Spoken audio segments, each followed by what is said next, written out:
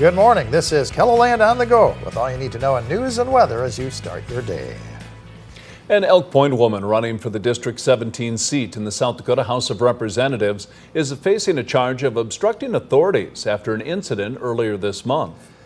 According to court documents, on April 11th, Robin Shiro fled from Clay County authorities and Highway Patrol before being arrested later that day in North Sioux City. They originally tried stopping her for an outstanding warrant for speeding in Lawrence County. Court documents say she later told deputies the pursuit was a big misunderstanding. A court hearing is scheduled for the end of May. Not even South Dakota law enforcement is immune from scammers attempting to take their money. The Meade County Sheriff's Office posted this letter that was faxed to the department from someone claiming to be a former high-ranking official in Syria. He claimed to be dying from cancer when was asking people to invest in a $60 million fund so his daughter could come to the United States. The Sheriff's Office posted that con artists will stop at nothing to get money out of unsuspecting people through these so-called phishing scams. Your best course of action is to simply delete any email or, in this case, throw away the fax. Investigators are looking into what sparked a fire southeast of Millbank over the weekend. Grant County Emergency Management says it happened just before 1 o'clock Sunday morning on 151st Street. Millbank Fire and Big Stone Fire responded to the scene. You can see flames coming from the roof of the home. One man was able to get out after his dog woke him. Firefighters were on scene until around 6 a.m.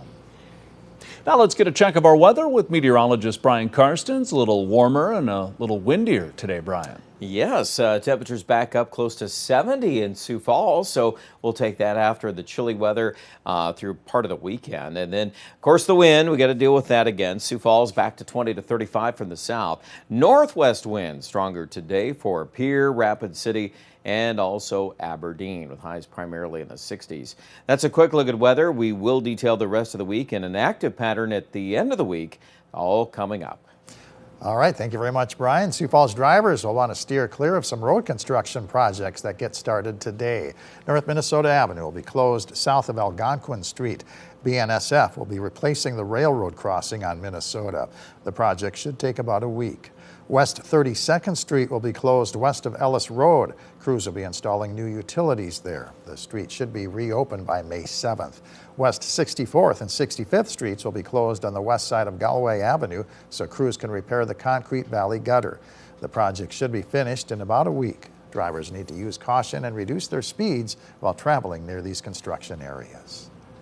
A Sioux Falls organization is working to be sure final resting places are remembered by placing markers on unmarked graves.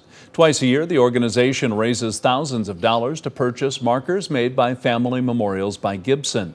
Members of the Independent Order of Oddfellows say there are over 700 older graves that remain unmarked at Mount Pleasant Cemetery, and they want to do their part to mark them.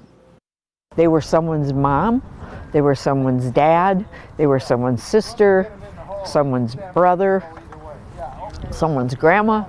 It's satisfying and rewarding, and it makes you feel like you're making a difference.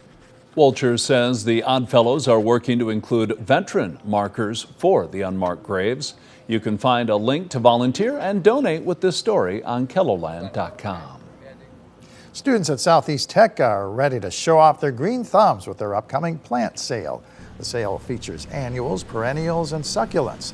Along with showing off their planting skills, it also benefits the horticulture department.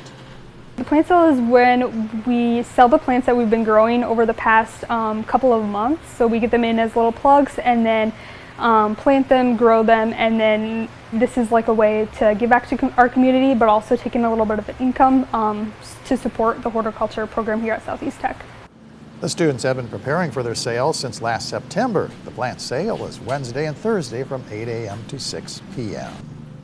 Let's look at some of our top stories. Now let's get one last look at your weather with meteorologist Brian Karstens. Brian? All right, our weather picture here as we look toward the later part of the week. Well, storms and rain are back. If you look at this picture, this is a 10-day weather map, so it accumulates everything up over that period of time, but it is very active here across the Central Plains, and a lot of that is driven by the weather later this week, starting on Thursday night into Friday. But look at the totality of that rain even into early next week. I think it is a pattern worth watching. let's sort it out here. We'll start with day one. We got a system today along the Canadian border. This one is just stripped for moisture. It doesn't have a lot to work with. It's certainly not connected to the Gulf of Mexico. So there it goes and moves off to the east. We get some ridging in the jet stream pattern by the middle of the week, and that should help to bring our temperatures back up by later Wednesday into Thursday. Here comes that system out of Colorado by Friday. Now, that could even start up as early as Thursday night, but Friday's forecast is going to be a little tricky here because obviously we're in a time of year where severe weather can occur on the front side of these storm systems. And really, a lot of the results here will depend on how far north the low tracks. At this point, I would still say Sioux Falls is in some possibility of that, but I want to give this a couple more days to kind of sift through the data on that. No matter what happens, we have a pretty good chance of rain with this storm system. The odds of an inch of rain in Sioux Falls are very, very high. And the farther north and west you live, the lesser chances. But even for Aberdeen and Pierre, it's not out of the question here to get some decent moisture out of this one. There's another one coming out of the Rockies by Sunday. That one may take a track farther south. We still have plenty of time to watch that one. And then if that wasn't enough, well, guess what? The pattern even reloads there by early May, another big trough in the Pacific Northwest. I could easily see this thing just rolling on out here in early May with more active weather. So I think we're probably going to see that. First things up today, we're seeing a couple of these little spots on radar, sprinkles or a light shower, if you will. Partly cloudy skies, though, still dominate. Tomorrow, that northwest wind will cut into that high temperature in Sioux Falls. Will probably be reduced to about 60. Even Brookings, mid-50s tomorrow. West River folks will have a little less wind.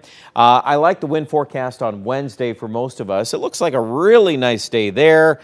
And then we pick up that wind on Thursday. And already, Thursday evening, we're getting some hints at some scattered showers and thunderstorms. I think things are really going to start priming on Friday, though, and then that's when we'll get those better chances of showers and storms. 70 our high today in Mitchell, 64 degrees Rapid City. Let's end here with our 7-day forecast. 70 on Thursday. Now, Friday, if we get breaks in the storm chances, maybe we'll have something in the morning and then recharge, and then we're going to shoot for highs somewhere in the mid-70s. But there's still a lot of debate on how that's all going to work together there on Friday. Saturday, I could put in a chance of rain in the morning. There's still some debate on that too, but we'll kind of carve out at least a little drier potential. And then depending on how that first system behaves, it may dictate the track of the second one. And for right now, I'm comfortable leaving at least a 30% chance of rain on Sunday, and we'll reevaluate that later today. Aberdeen in the northeast, 70 on Thursday, 68 Friday. Again, good chances of rain with this. I think on the backside of the system, even for Pierre and Rapid, there should be a decent area of rain that'll develop eventually. We'll pull back the numbers, especially by the end of the week here for Rapid City. I could easily see 50s there for highs by Saturday and Sunday. Check out more details on that scenario online at KELOLAND.com.